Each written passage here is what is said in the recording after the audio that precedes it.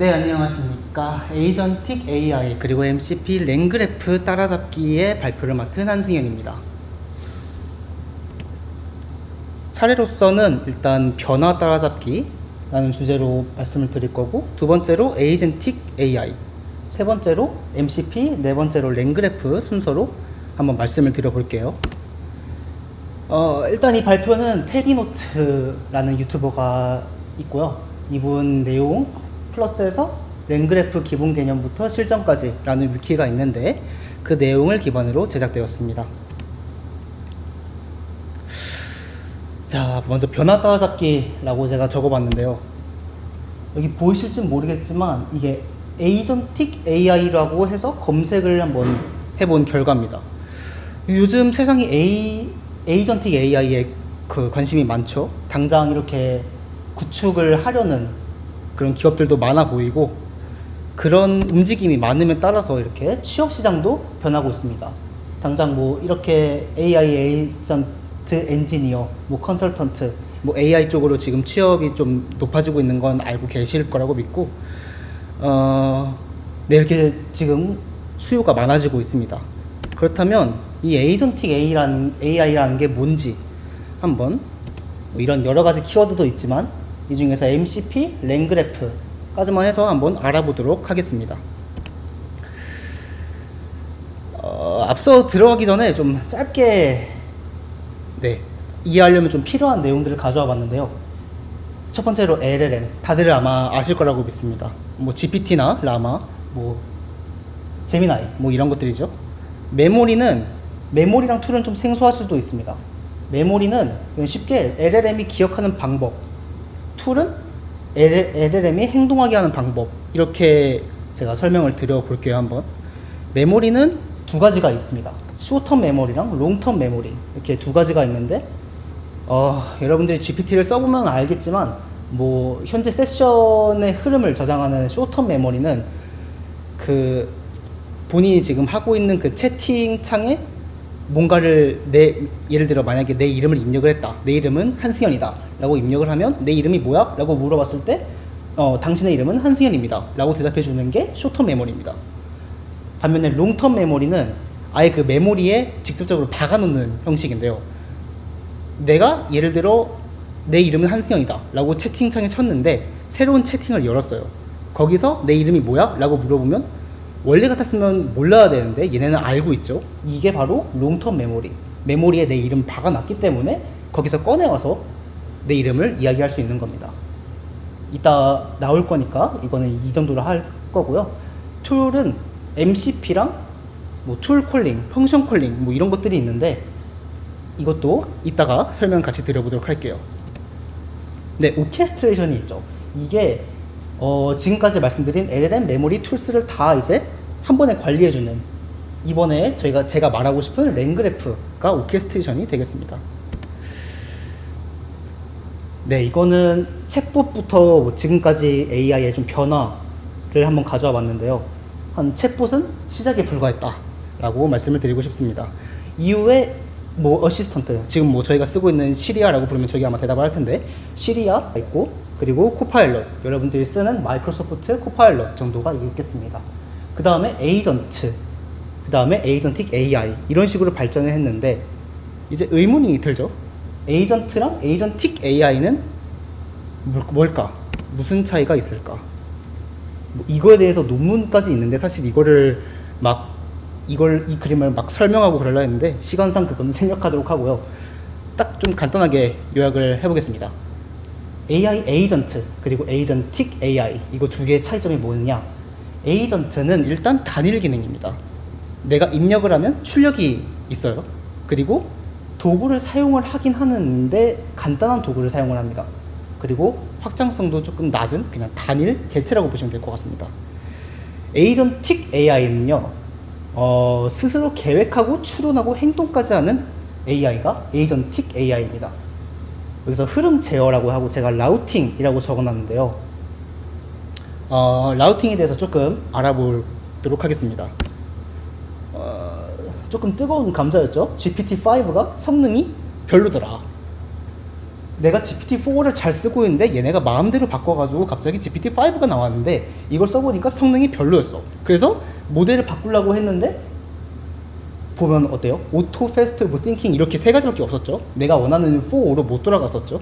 이게 왜 그랬냐면요, 멍청이가 된 거는 아니고요. 일단 성능이 좋아진 건 맞고요.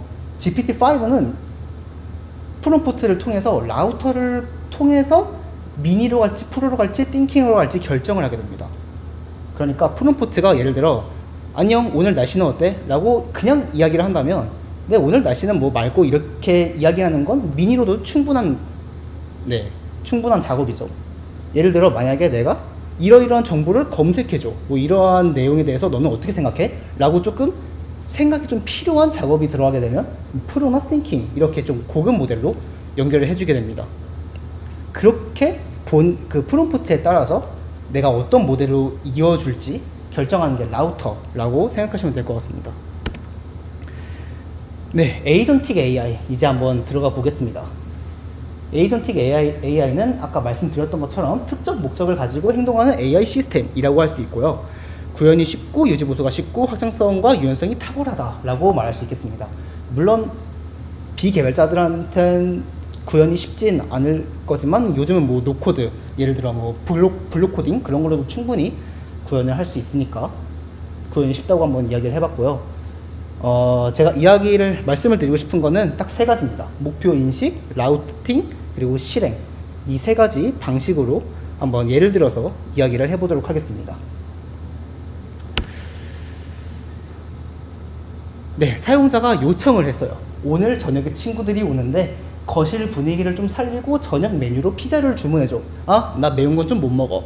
라고 사용자가 요청을 했다고 가정을 해봅시다. 에이전틱 AI는 여러 가지 이 사용자 요청이 들어오면 여러 가지 멀티 쿼리를 생성을 하게 됩니다.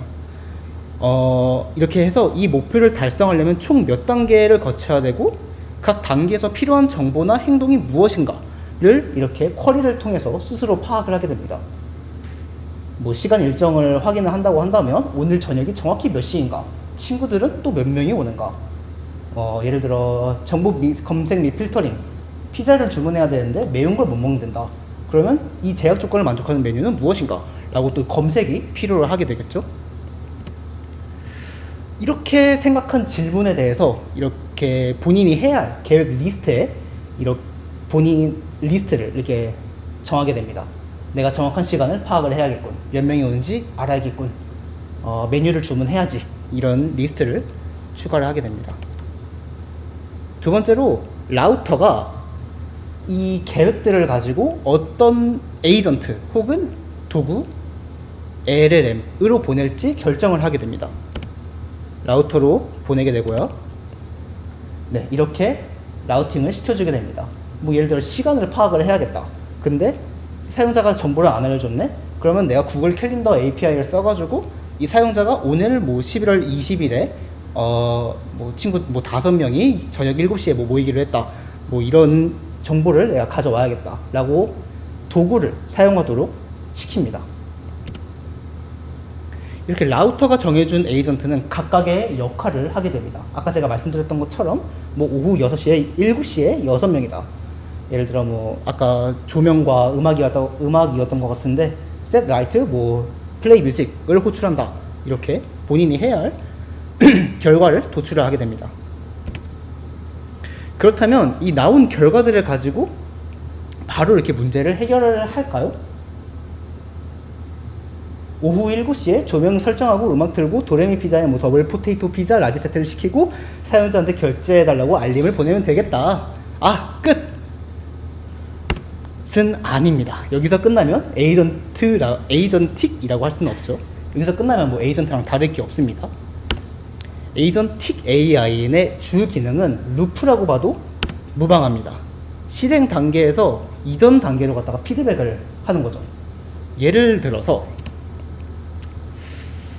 뭐 도레미 피자에 더블 포테이토 피자 라지 세트를 시킨다고 적어놨는데 아까 제가 말씀드린 롱텀 메모리를 한번 조회를 하게 됩니다. 예를 들어서 사용자의 과거 피자 주문 이력은 사용자가 감자를 얼마나 좋아하지? 라는 걸 롱텀 메모리에 조회를 하게 됩니다. 그렇게 되면 뭐 예를 들어 옛날에 바베큐 피자를 시켰는데 맛있었다 라는 긍정 피드백이 있고, 뭐 감자튀김을 시켰는데 눅눅해서 별로였어 라는 기록이 있게 된다면 다시 라우팅으로 돌아가서 빠꾸를 시키는 거죠. 이렇게 더블 포테토 피자를 찾았는데 아까 말씀드린 거랑 똑같죠? 이 옵션은 최선이 아닐 수도 있다 라고 한다면 이런 결론이 나오게 됩니다. 감자 키워드는 제외하고 재검색을 해라. 다시 라우터로 복귀를 시키는 겁니다. 네, 전체적인 흐름을 좀 도식화하면 이렇습니다. 정말 깔끔하게 정리가 되어 있어서 제가 가져와 봤는데요. 일단 1단계로 LLM이 목표 인식, 아까 전에 봤던 그 멀티쿼리를 생성을 하게 되고, 2단계로 어떤 도구를 사용해야 할지 라우팅, 그리고 3단계로 호출 결과를 쫙 하고 다시 한번 생각, 루프, 4단계로 루프를 하게 됩니다. 그렇게 해서 사용자가 어떤 답변을 가장 원할까라고 생각을 한 다음에 나오는 게 최종 답변이 되겠습니다. 자, 이제 MCP를 갖다가 이야기를 하려 하는데요. 제가 아까 전에 뭐 라우팅이 뭐 툴로 연결을 해준다, 에이전트한테 연결을 해준다 라고 이야기를 했었는데, 그때 말한 툴이 MCP를 사용한다 라고 보시면 될 것 같습니다.